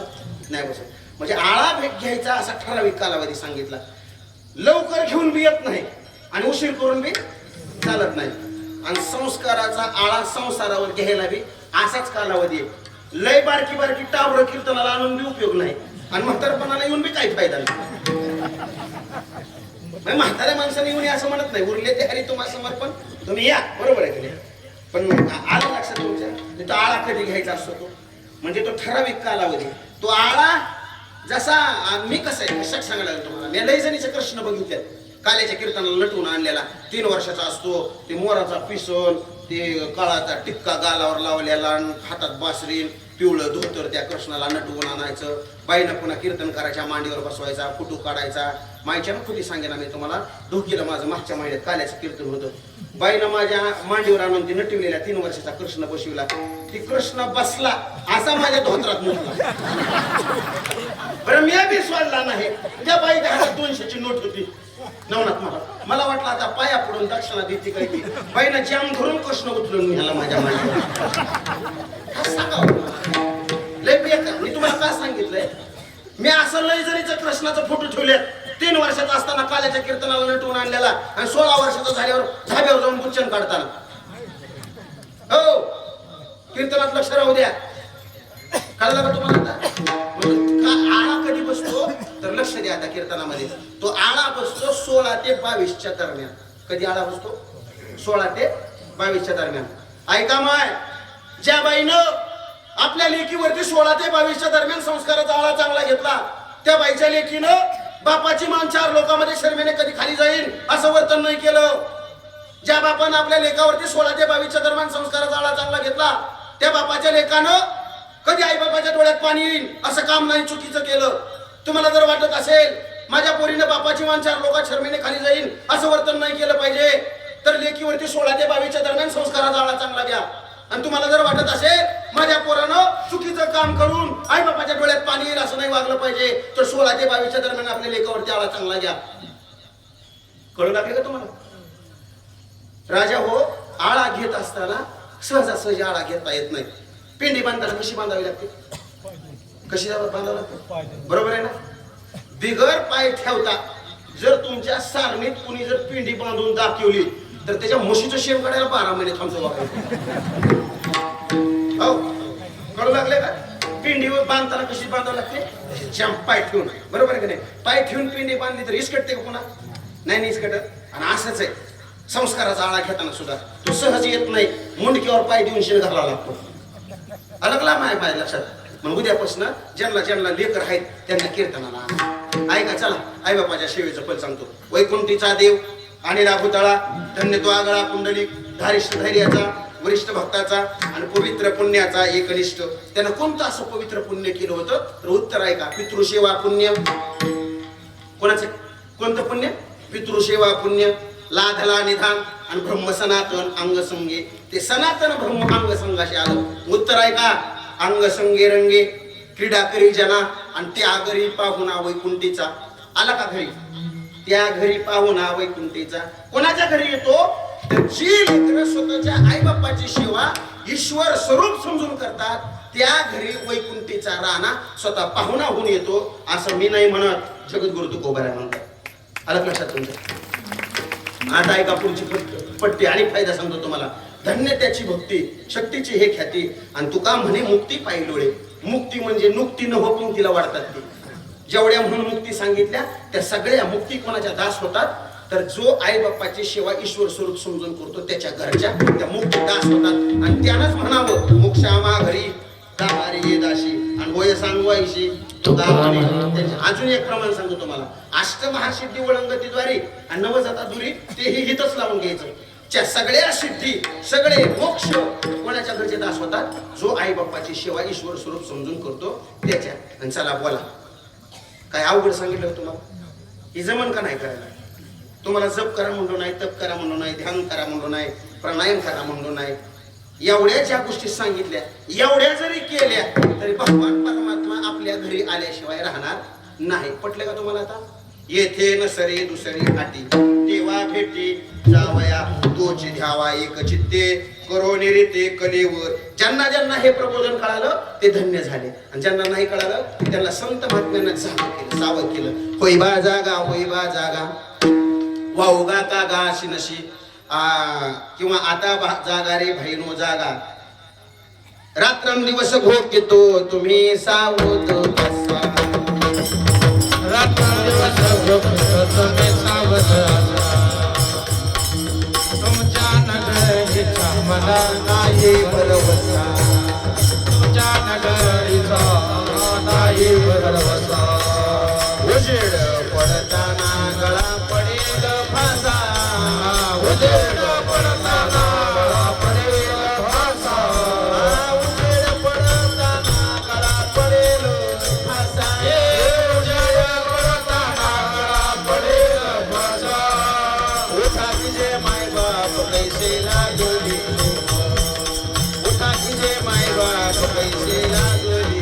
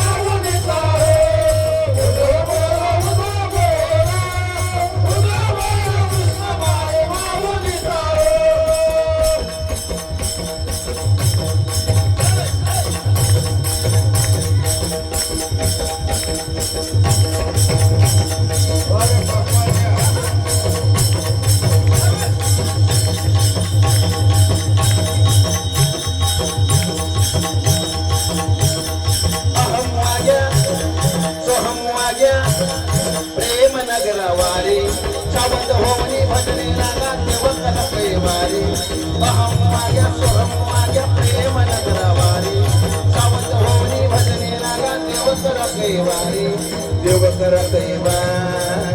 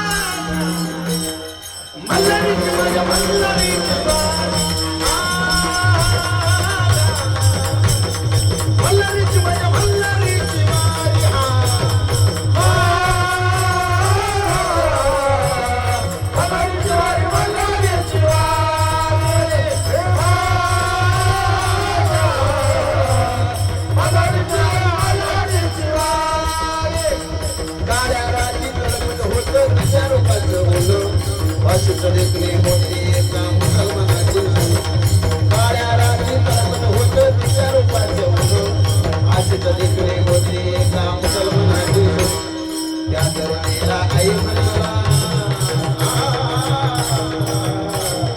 त्या तरुणीला आई म्हणाला राजा तू शिलवान राजा तू शिलवान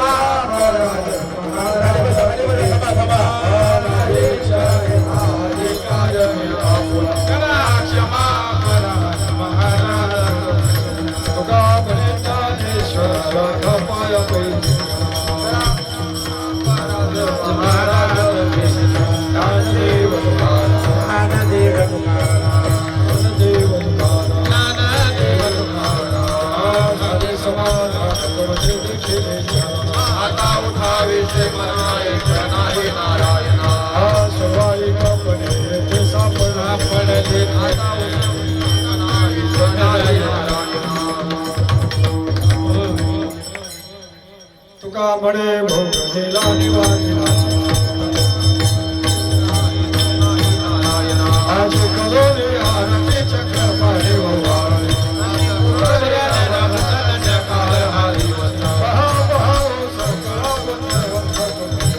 आजी पुरविला वच धन्यकाळ हा दिवस तुका गाही काळी उभा सनिध आजी पुरविला वच धन्यकाळ हा दिवस गोविंदा देव वारती धन्य धन्य त्रिलोचना नित्य करती अवलोकन प्रधाने मुक्ताऊ आणि ते परमानंदा धन्य धन्य त्रिलोचना नित्य करती अवलोकन हरे कृष्ण ते देखणे राहिलो तटस्थ